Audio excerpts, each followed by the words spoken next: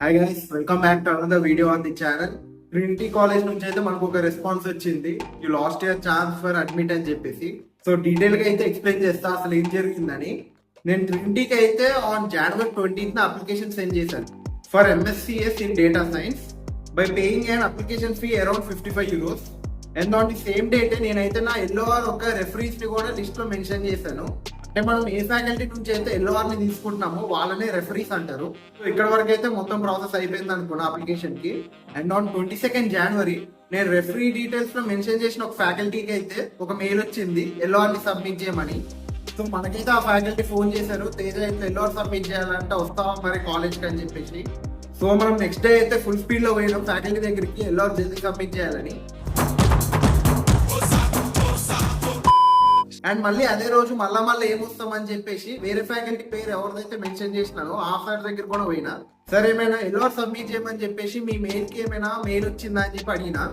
మరి ఆ సార్ ఏమో ఏం రాలేదు తేజ అని చెప్పి అన్నాడు. సర్లేగా టైం పడుతుందేమో అని చెప్పేసి నేను లైట్ తీసుకుని వదిలేసిన, వచ్చినప్పుడు పోదామని.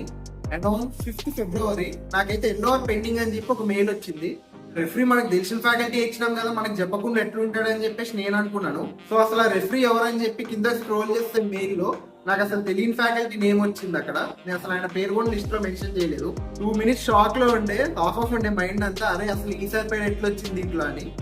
నేను కూడా షాక్ లో ఉన్నా, జనరల్ నేను కూడా షాక్ లో ఉన్నా. అరే ఇలా ఏంటి ఎటు కాకుండా హాఫ్ ఆఫ్ నేను. మనం ఆ ఫ్యాకల్టీ నుంచి ఎల్ఓఆర్ ఓన్ తీసుకోలేదు. టు బి ఆనెస్ట్ అసలు ఆయన ఏ డిపార్ట్మెంట్ కి చెప్తాడు టీచింగ్ అని కూడా తెలియదు నాకు. మా ఫ్రెండ్ ని అడిగితే సర్టెన్ డిపార్ట్మెంట్ లో ఆయన టీచింగ్ చేస్తుంటాడంటే సరే పోయి కలుద్దాం అనుకుని పోయినా. సో ఆయన పోయి మాట్లాడితే ఆయన on the same date that is 22nd January ఎల్ఓఆర్ submit చేయమని చెప్పేసి ఒక మెయిల్ వచ్చింది. సో నేను ఆ లింక్ ఓపెన్ చేసి సబ్మిట్ చేద్దాం ఏదో అనుకునే టైంకి ఆ లింక్ ఎక్స్పైర్ అయిపోయింది. And this is how I lost my chance to get in to Trinity college of Dublin. జర బాధగానే ఉంది, ఒక €55 వేస్ట్ అయిపోయినా అని చెప్పేసి ఆ యూనివర్సిటీకి. సో ఇప్పుడైతే నాకు ఫుల్ గా మెయిల్స్ మీద డిపెండ్ అవ్వద్దు, అప్పుడప్పుడు స్టూడెంట్ పోర్టల్స్ కూడా ఓపెన్ చేసి చెక్ చేసుకోవాలని చెప్పి ఒక లెసన్ అయితే నేర్చుకున్నా. కావాలనుకుంటే మళ్ళీ ఆ రెఫరీకి లింక్ ని అమెండ్ చేయొచ్చు, మళ్ళీ రీసెండ్ చేస్తారు కాలేజ్ వాళ్ళు. సో ఇప్పుడు నేను ఆ ఫ్యాకల్టీ నేమ్ మీద ఎల్ఓఆర్ క్రియేట్ చేసి మళ్ళీ సైన్ చేయించి దాన్ని మళ్ళీ కాలేజ్ కి పంపించి ఇవన్నీ టైం వేస్ట్ అవుతుంది. ఆ లోపట్లో ఎట్లా రిజెక్షన్ మెయిల్ వస్తుంది అని చెప్పి ఇక మొత్తానికి వదిలేసిన ట్రినిటీని. సో ఇదన్నమాట మ్యాటర్. అప్లై చేసిన 4 యూనివర్సిటీస్ లో ఒక కాలేజ్ లేచిపోయింది లిస్ట్ లో నుంచి.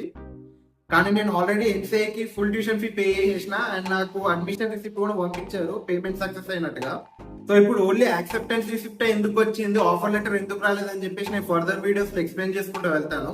సో సబ్స్క్రైబ్ బటన్ క్లిక్ చేయండి. సరే మరి వెళ్తా, బాయ్.